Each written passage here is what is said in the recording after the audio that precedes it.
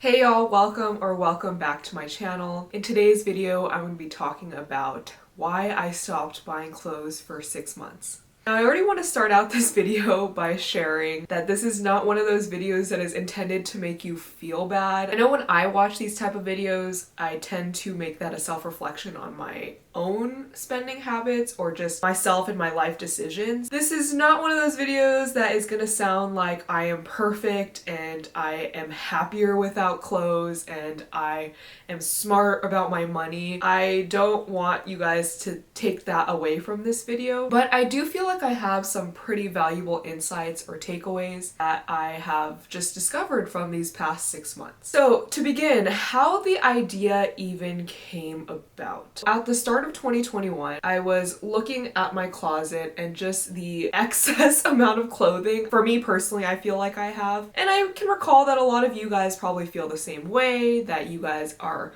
looking through your closet and just picking out all the pieces that you haven't worn or recognizing that a lot of your wardrobe has gone untouched. So likewise to you, that's what happened to me. I challenged myself to try to wear every single item in my closet. I guess that was more of a validation exercise for myself to make it feel like every single piece that I bought was worth it. But lo and behold, I did not. I probably did the challenge for maybe like a month max before I realized I was going back into my old ways of wearing the items that are trusty to me and that never fail me. And so this opened up a bigger picture in my head, and that made me think, I have this much clothes and I am still buying more clothes, but yet I haven't even utilized my full closet or my full wardrobe. So that's kind of the fruition of this idea. I was thinking, if I'm not even touching bases on all corners of my closet, what's to say I need to buy more clothes? With that said, I want to get straight away into my takeaways. The first takeaway is that you save a lot of money. I know this is a very obvious one. How I started computing my purchases or my spending behavior when it came to clothes is I compare it to adventures, or I compare it to things that really mean something to me. And if clothes really do mean something to you and provide you a lot of value, then by all means. Being that I already have a decent collection and didn't feel like I needed any more, because at that point I feel like it would have just been excess or duplicate pieces, I feel like I've refined and honed down my style enough. With that said, I felt like I didn't need any more pieces. So every time I would think about purchasing an item of clothing, I would relate that to how much I could maybe spend money on going on an adventure, going on a weekend road trip.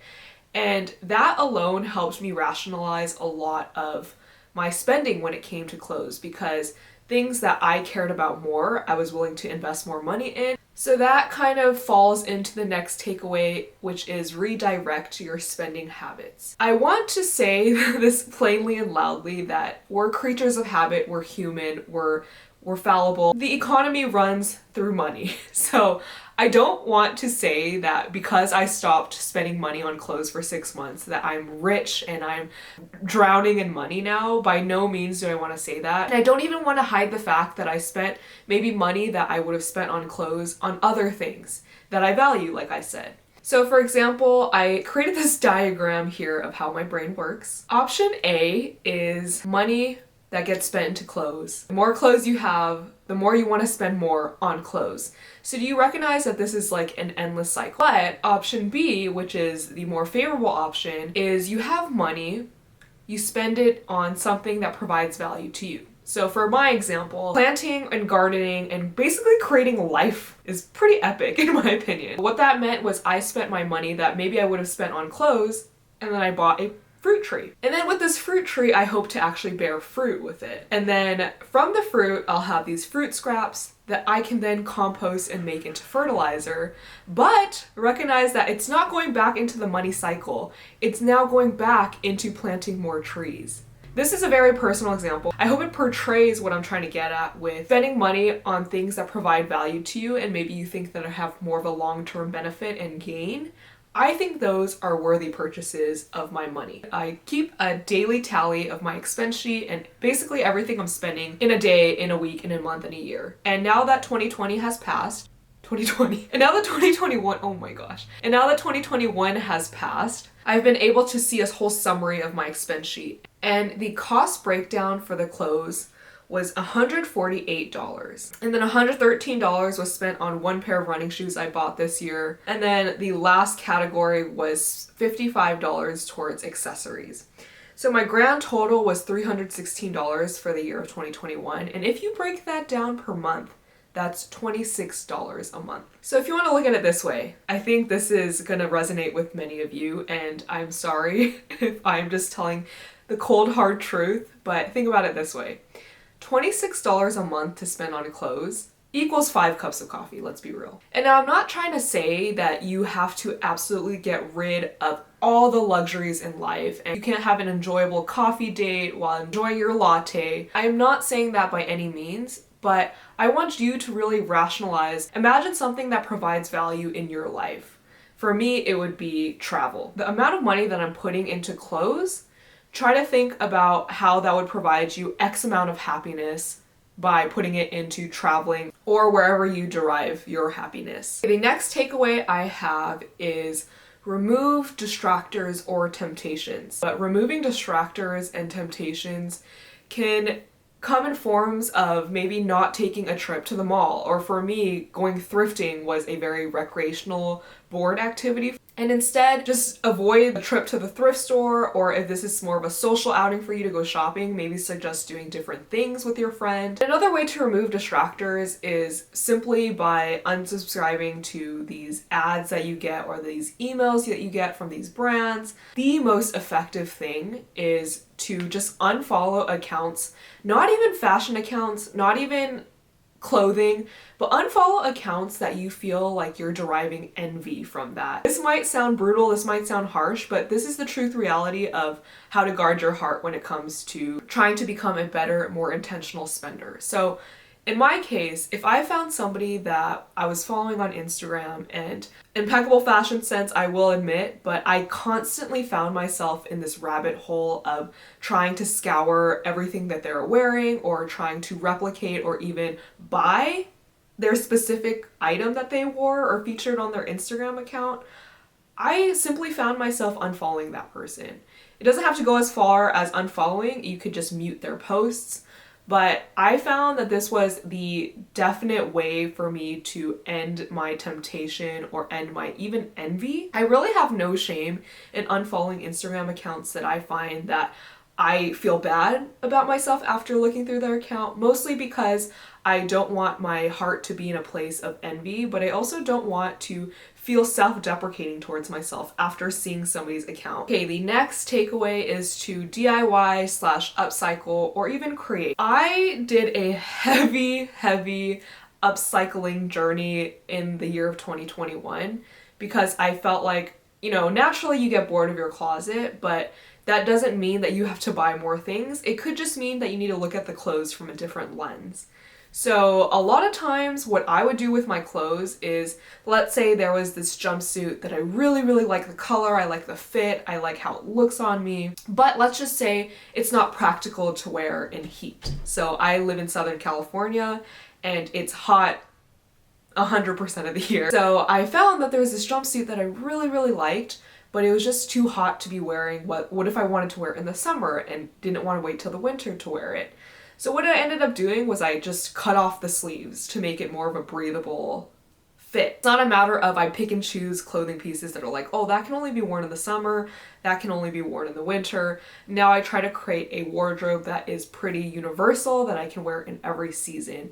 And of course, I live in California, so that is doable and attainable for me, maybe not for a lot of you guys. Another thing that was quite interesting to me was I found myself being really fascinated with garment, education. I think in the times that I wanted to curb some of my, spending fixation, I would then look up videos about how clothes are even made. I think this is one of the biggest learning lessons for me because I used to shop at the thrift store a lot, solely because it was cheap and because I felt like I was getting a bargain deal. I tend to look at more expensive pieces of clothing now that I know that those items, the workmanship, the craftsmanship, the whole assembly line of how that piece came about, I am so much more willing now to purchase from maybe these small batch designers or smaller shops because I feel like the craftsmanship really speaks for itself. And I even did a little hand at my own creation. Like I'm in the middle of crocheting this sweater, and I know this is not necessarily applicable to everybody because not everybody has access to a sewing machine or even materials.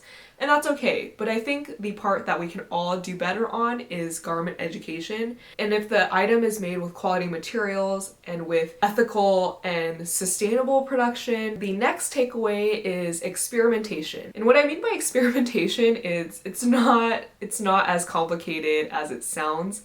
It's simply just wearing a piece that you pre-existingly own that you've only ever worn one way and try to switch it up. Oftentimes with my jackets or more like cardigans like I'm wearing right now, typically you think of wearing a cardigan open, I wear it closed. Like I said, this is not rocket science. But you would be surprised by how much more you can maximize your closet if you were to just wear your piece, the current piece that you own, and just experiment with it and get a little creative. So I found that I have actually fallen in love with a lot of my clothing items because of the versatility of it. It once again validates that this purchase was worthwhile because I can wear it multiple different ways and not just one strict way. The last thing I want to mention is that there is, of course, clothing workarounds. The 6-month no-buy period happened towards the latter end of the year. So with the latter end of the year, we already know there's a bunch of holidays, there's Christmas, and a lot of basically gift-giving activities and festivities. Like I want to be fully transparent and honest and tell you guys that I was gifted stuff from either friends or family, and I don't want to say that I was on a strict no-buy. So like if somebody bought me something, I would reject it. I don't want to say that at all. And I want to leave you guys with some shopping philosophies that I personally live by and have really helped my own decision making when it comes to purchasing clothes. And these are very easy questions and very attainable and realistic questions. I advise you the next time you're buying clothes, repeat these questions to yourself as kind of your own shopping exercise. First question, can I envision 3 to 5 outfits with this piece? Can I wear the item the same number of times as the dollar amount? So I've been saying this since day one. If a piece of clothing costs $60, I need to make sure that I can wear it 60 times. I think in that mindset, it really locks me in. So perfect example would be like a party dress. If I don't see myself wearing this party dress 60 times, is it really worth the $60? And I think that really hones down and makes your wardrobe a lot more specific. At the end of the day, I feel like a wardrobe should really be items that could be worn universally. So like in every season, in every occasion. That really dissuaded me a lot from buying stuff that were very flashy and just one-time use. Another thing that I do that you personally might not vibe with, but for me, with every new item that I bring into my wardrobe, I take one item out. Next one, do I wear the item the same week or month that I bought it in? I advise you more to think in a week scale rather than a month.